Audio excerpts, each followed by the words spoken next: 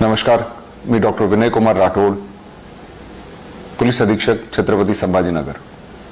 आपणा सर्वांना माहितीच आहे की 20 नोव्हेंबर रोजी भारतीय निवडणूक आयोगाने महाराष्ट्र विधानसभेचे निवडणुकीची तारीख जाहीर केली आहे। या देशासाठी हजारो लाखो देशभक्तांनी, स्वातंत्र्य सैनिकांनी स्वातंत्र्य मिळवण्यासाठी आपल्या प्राणाची आहुती दिलेली आहे। आणि जर आपल्याला हे स्वातंत्र्य आपल्याला टिकून ठेवायचं असेल तर 20 तारखेला आपल्या सर्वांना निवडणुकीसाठी बाहेर पडणं गरजेचं आहे।